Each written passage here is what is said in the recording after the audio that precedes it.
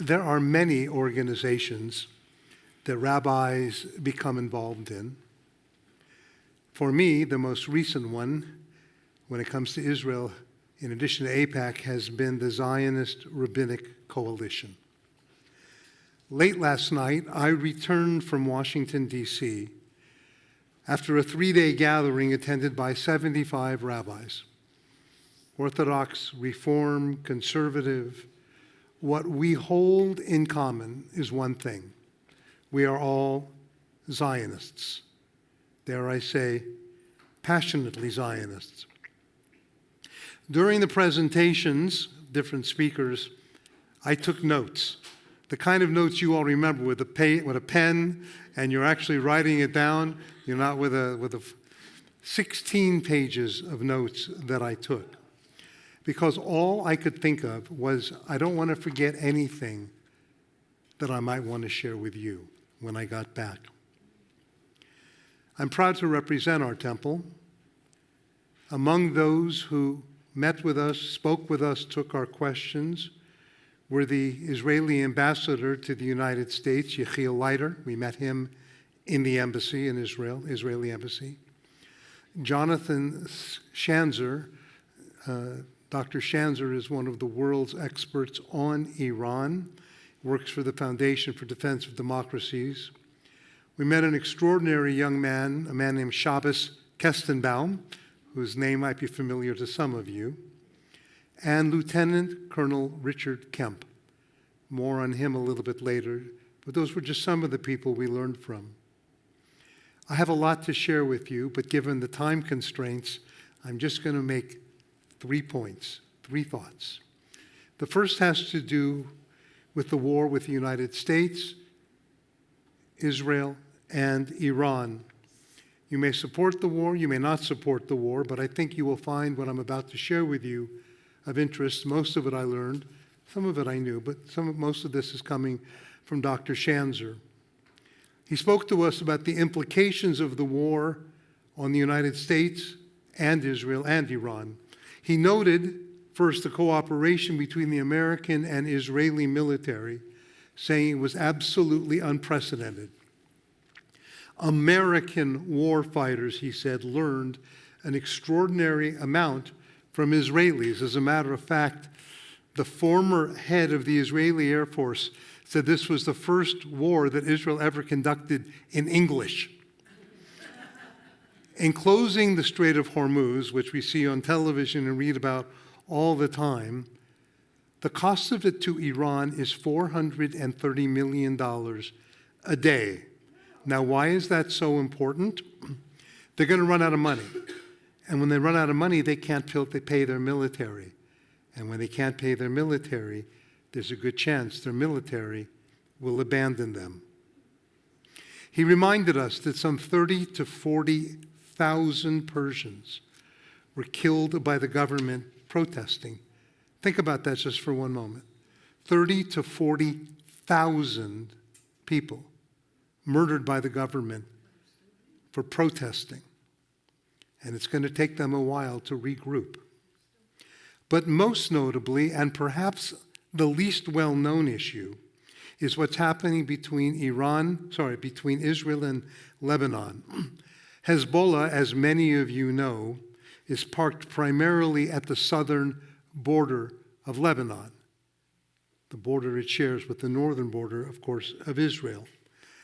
Hezbollah is by far the most powerful and dangerous of all of Iran's proxies. They have a fighting force of 40,000 people. They have 180,000 weapons. That, by the way, is the size of a mid-size European nation. Hezbollah has been attacking, bombing Israel for many years. They launch their missiles from private homes of Lebanese families, and the north of Israel, as a result of this onslaught of bombs, is essentially evacuated. The Lebanese government, however, does not want Hezbollah there. They don't want them in their country, but they have been powerless to throw them out. And this is what is potentially momentous. For the very first time, the government of Lebanon is working with Israel to eradicate Hezbollah.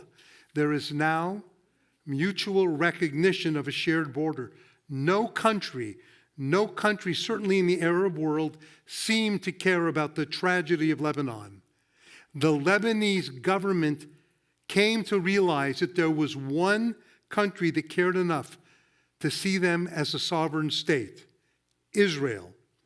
And Secretary of State Marco Rubio orchestrated a meeting between Lebanese officials and the Israeli ambassador, who I mentioned before, Leitner, and they have signed a non-aggression pact. What are the implications of this? Keep in mind that the IDF, the Israel Defense Forces in Gaza, have now destroyed 80% of Hamas. Their arsenal is essentially gone. And as a result of the U.S. and Israel war against Iran, Iran can no longer supply missiles, money, or anything to Hamas. Israel shares borders with 4 countries: Egypt, Jordan, Syria, and Lebanon. Now think about this for a moment. Shh. There is peace with Egypt. There is peace with Jordan. Syria has no military to speak of, and Lebanon may be at peace with Israel. Perhaps for the first times in our lifetime, Israel will be at peace with all of her neighboring states, and that is cause for genuine celebration. What ultimately happens in this war with the U.S. and Israel as allies against Iran potentially could shape the future of the Middle East in a way that none of us might have imagined for the better. Could be. The second point I want to make with you is related, but it's brief. The Arab world in general may be shifting dramatically towards democracy. Iran has been shooting missiles, you've all seen that, but not only at Israel, but at many of Israel's neighbors. Qatar, Saudi Arabia, the United Arab Emirates, Bahrain, Oman. I invite you to guess who is protecting those countries and shooting those missiles, many of them down, before they reach them. If you guessed Israel, you'd be correct. In other words, Israel is protecting countries that don't recognize Israel's right to even exist. The Arab world mostly believed that China was their ally. Well, it turns out that China has backed Iran in this war. The Arab countries have been backed by the United States and Israel, and they have come to realize that it may not indeed be China who are their allies, but the United States and Israel are their friends. And here's a terrible irony, while the Arab world is moving closer to the United States and Israel, ironically, the great expressions of hate towards Israel is coming from the universities and intellectual elites here in America.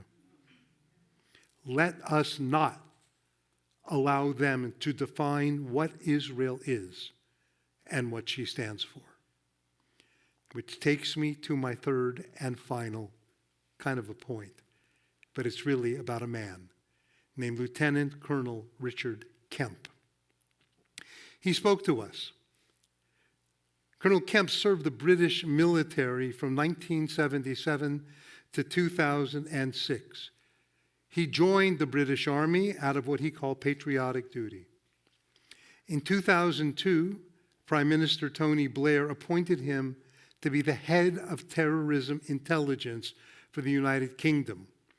And in 2003, he became the commander of British forces in Afghanistan. He retired after 30 years in the military. He gave an extraordinary presentation about Israel and her soldiers, the IDF, the Israel Defense Forces. He lives in England, but since October 7th, since the attack on Israel, he has spent 80% of his time in Israel, helping Israel at the highest levels of government. During the general Q&A, he was asked, "Are you Jewish?" His answer, "I do not have that honor." I was somewhat determined to come to know him. And the night before last, my wife Beverly and I and a handful of rabbinic colleagues, 4 or 5 of us, took him to a very late dinner at a virtually empty restaurant. And with his permission and the permission of my colleagues, I interviewed him as he enjoyed his shrimp dinner. He's allowed. This is just a taste, no pun intended, of what he shared with me and a few others. I asked him about the source of his values. He explained that his mother was Roman Catholic. His father was from the Church of England. I was making a bunch of notes there too. He considers himself a serious Catholic. His parents, he added, taught me right from wrong. At the age of 13, while visiting an aunt in England, he saw a book on her table called The Yellow Star. It was the first time he had learned of the Holocaust. He was horrified to read of the account of Auschwitz and was inspired by the courage of the author. I believe it's Simcha Bunim Unsdorfer.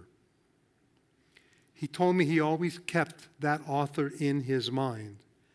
So today, as I was preparing my remarks, I looked up the book. It turns out that the most recent edition of the book has a new foreword written by Colonel Richard Kemp. He never mentioned that to me. He spoke of his, and these are exactly his words, total admiration for the IDF. He spoke of the humanity of its soldiers, how they risk their lives to avoid killing innocents. He added, they do not want to fight, and yet they know exactly what they're fighting for. He went into Gaza to visit an IDF unit.